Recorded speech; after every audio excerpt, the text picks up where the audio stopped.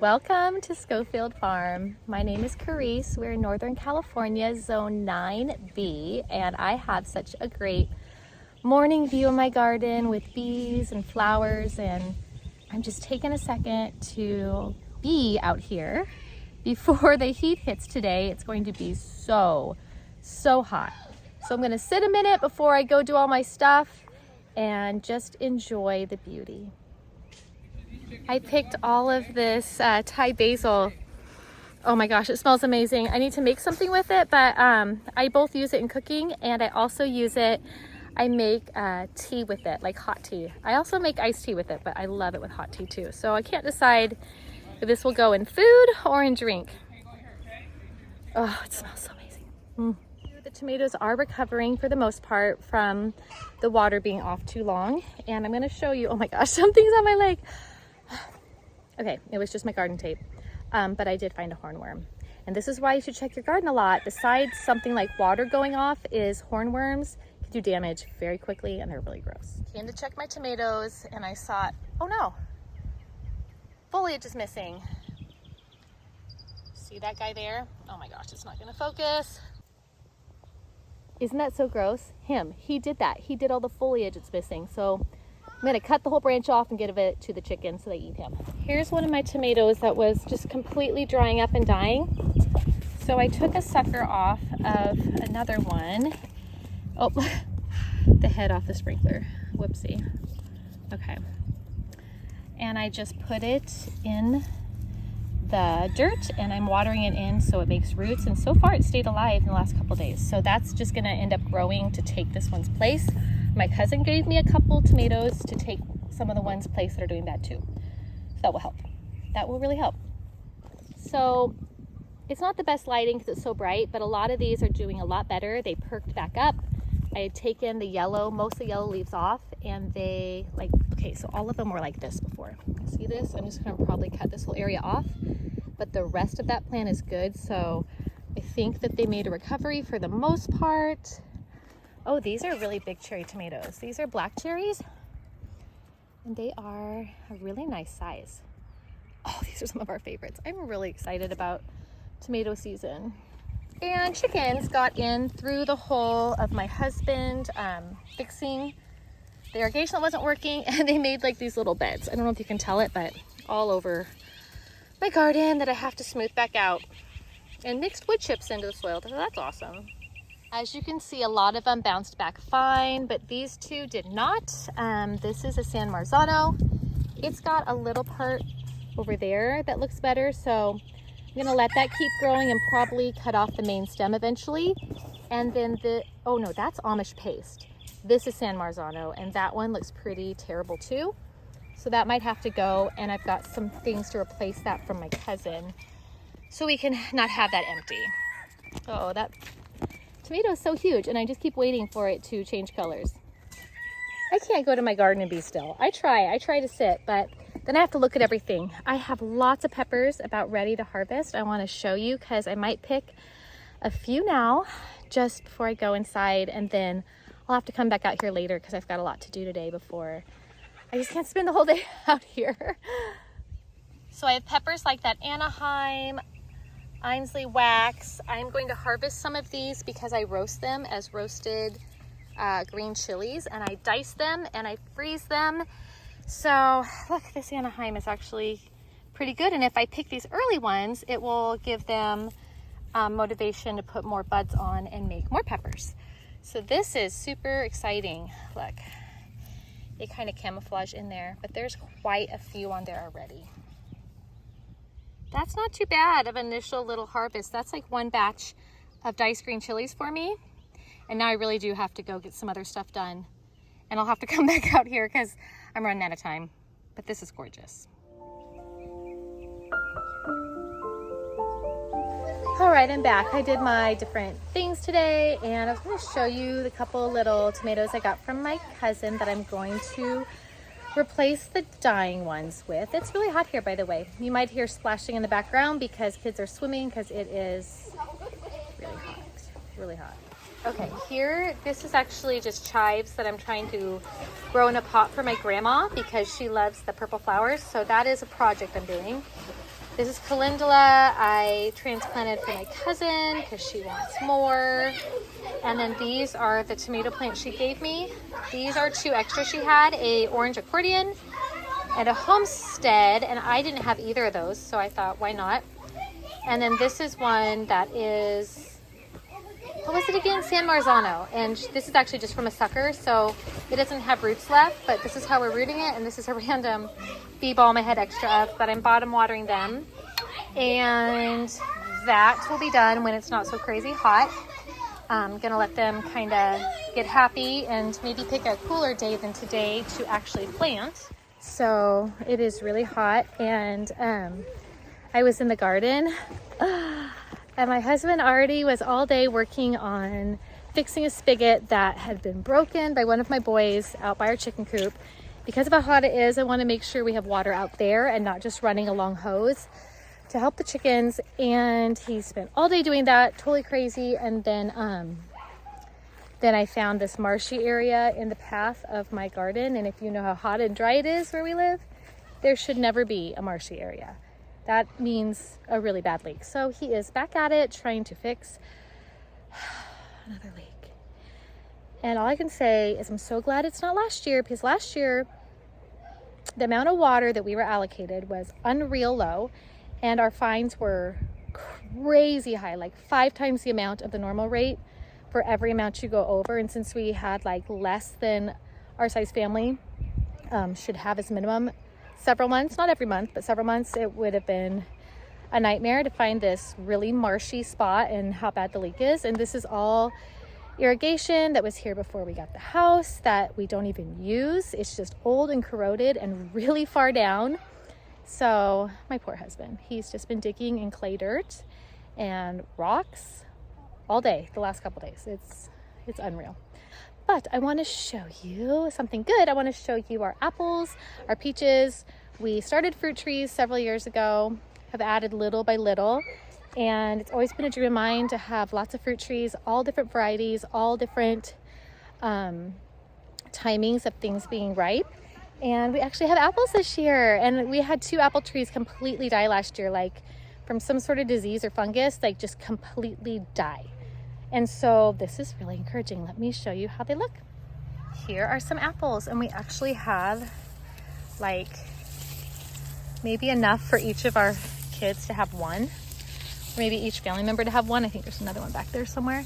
Anyway, it's not like, it's not like a million, but it is our first apple harvest that we'll have, trying to make sure they're getting watered enough and everything so they grow. But this is great. We have waited so long for some sort of fruit, and this is our first time having any apples at all. Okay, this is our crazy peach tree that was cut down and came back, that we didn't even know was here. And we've tried to prune it and bring it back to life, and it does have little peaches here and there and everywhere. So yeah, we need to get those watered to do good. And I know that's not how it's supposed to look. I know that, but you're not supposed to cut more than a certain amount of a tree at a time. So I've been like slowly trying to shape it into what we want it to be. But it is actually, it was literally a stump. We didn't even know it was a fruit tree when we first got this house. So it's fun that it has some fruit on it. Over here, we have a peach tree that we planted. And look at this beautiful peach. And it's not ready, but it's actually not too far away. This one is called a Reliance peach. I think there's a couple more. There's not a lot on here, but again, as I said, this is our first year that really we've been getting like any fruit. So there's that. We have a couple plums on our plum tree. Most of them have fallen though from, critters and stuff. But yeah, look, peaches. This is like a prophecy of what's to come, right? It's gonna soon, in a couple of years, we'll have to be like preserving peaches. Funny story, when I was pregnant with my youngest son, my number one craving was peaches, and I would go buy these flats of peaches from a Gallup farmer's market, and I would eat like 3, sometimes 4 peaches a day. Yeah, that pregnancy, I slept like 12 to 13 hours a day. I was severely anemic, and I ate like my body's weight in peaches. But I don't regret it. Oh man, that's a sweet boy. I think it's because of all the sweet peach juice. I think this might be the only pear on this tree, and this is another one we didn't know was a fruit tree that came back to life, and we've worked on shaping it. I think this one I've shaped a lot better than the peach tree. Like, kind of looks more like a tree. The other one looks like almost like a bush, but I only think there's one pear right now. I'm looking around. That's okay. I mean, I feel like it's getting healthier and healthier looking every year. So I'll take one pear, and then hopefully at some point it's a lot. Happy bees. Man, they're finding a lot of pollen and honey right now. It's a good time for them. It may look dry around here, but I'm telling you, there's so much blooming all over. So much blooming. We just don't water our field. We have other fruit trees that don't have fruit right now. Goodness, if any of you understand fruit trees, I have this one apricot that suddenly is doing terrible. And I'll show you. It was doing good last year, and the other one was doing bad. The other one came back great. This one looks really, really bad. In fact, it looks like it's dying. And I thought it got overwatered, and we have clay soil, so I thought maybe its roots were suffering, but it looks like it's literally dying. Look at that. This was so healthy. It was so beautiful, and all the leaves are turning brown, and there's like little sappy parts, and I honestly don't know if it can make, and I don't know, I'm just gonna keep watering it and pray for the best. And if anyone has advice, please put it in the comments. I would take so much advice about fruit trees. I am much more experienced in growing vegetables than I am in growing fruit. And like apricots, I grew up with an apricot tree, but it was like a no work tree. I don't remember my parents ever doing anything for the apricot tree when we were growing up, and it had tons of fruit. So like establishing trees myself is something I'm still really learning. You're getting a mix of my day. You can still hear splashing. I'm reading this book while I watch kids swim, and I really like it. I had heard of it before, but I was watching a video of Jess's from Roots and Refuge, and she recommended it, and I thought, I'm gonna check it out. And my local library had it. I love to check books out at the local library. It is a wonderful way to keep good books in circulation. And if a book has been published more than 6 months and is on Amazon, you can actually, a lot of libraries, you can request them to get it just so you can read it, and then they'll put it into their circulation. Well, this book was already in their circulation. Let me show you, because I think it's a book, if you're into like polyculture, permaculture, trying to learn how to garden the way that Earth was already set up, you would like this book. It's called Gaia's Garden, a guide to home-scale permaculture. And I am probably about, gosh, how far am I? Oh, I just closed it. I don't know where I was. I think I was right around here. I was about 60, 70 pages into it. And I'm learning all sorts of stuff and going deeper in stuff I already knew about soil health, microbes, carbon to nitrogen, ratios. It is just fascinating talking about how if you think about it, a forest doesn't have tons of weeds. A forest doesn't have tons of fertilizer that you have to put down. You don't have to do a lot of, what do you mean you? I mean, no one does a lot of pest control, and a forest is always like beautiful and thriving, and it has a really rich like humus that you walk on top of that is not compacted and not the hummus you eat. My son is like rubbing his belly like the hummus you eat. Anyway, I've like been into the back to Eden methods, and a lot of that was inspired by thinking of the forest floor, and this goes even deeper into that, and it is really fascinating. It kind of solidifies some ideas and things I wanted for our garden and property, even the way I laid out our fruit trees to be around our property into landscaping, not way out in a field in straight line rows. I wanted to do it on purpose so I could plant flowers underneath them, different things around them. They could be close to the house, easy to pick, easy to maintain. And I just feel like the little bit I knew, I'm learning more and more and deeper. So I highly recommend that book. I think you would love it if you're into the type of gardening that I'm into, where you want to have things complement each other and work together, and, you know, really let the way God created nature to work do its thing, and not have so much so much man-made artificial intervention. Like, we can support the garden, but we don't want to have to like make it happen. We want it to happen the way that it was created to happen. And yeah, I really like that. This is our mama and baby. They spend most of the time outside now, but I haven't introduced them all the way back into the flock because the baby can still squeeze out of the gate and she doesn't understand it's her home. But they're outside every day. It's like evening for us right now. And isn't she so cute? She looks just like her mama. And then we have another hen who's broody right here, who's on, I think, I don't know how many eggs, I'm not sure. And let's see if I can open it. And she has her food and water. And she is a sizzle, I think. Silkier sizzle. And they make amazing mamas. We already had last year a mama that was one. And her eggs are due to hatch probably in the next couple days. So I hope to be able to catch watching that happen. Hello. Hello, Jasmine. You don't like me even looking at you, do ya? No, you don't. I'm gonna go check on how my husband is doing with the leak.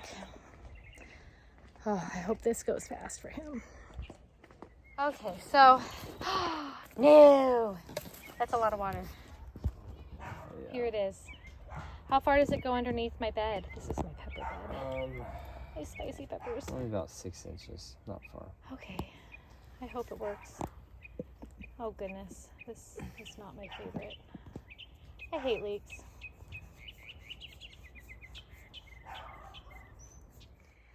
All right, so I picked a couple jalapenos. Earlier I did Anaheim, and I made my Anaheim into roasted diced green chilies, and I forgot to show you how. So I'll have to show you how next time I do them. I need to remember. I got some jalapenos. The reason why is the plants are pretty small and I want them to focus on growth. So I picked these off. Sometimes I wait till they turn red, but jalapenos, you can use green. I have some more calendula to dry, and I wanted to show you before I go today some watermelon that are growing. I'm pretty excited. I wasn't a very good watermelon farmer, but last year I had watermelon for the first time, really. I mean, we had a tiny one the year or two before, but usually I'm not very good at them. So look at these. Isn't that great? That one and that one. And these aren't gonna be too high, so those won't really need to be held, but some of them that get higher will need to be held, and that's fine. I'm totally good with it. But anyway, thank you for joining me today, and hopefully we have no more leaks on our property because it is just insanity. It's so hot. Y'all should pray for us this weekend because it is going to be so hot, somewhere between 110 and 113. But yeah, that's where we live. That's what it's like. So I was spoiled with it not being like that for a little bit. Have a wonderful day, a wonderful weekend. If I don't talk to you before then, a wonderful 4th of July, and happy gardening.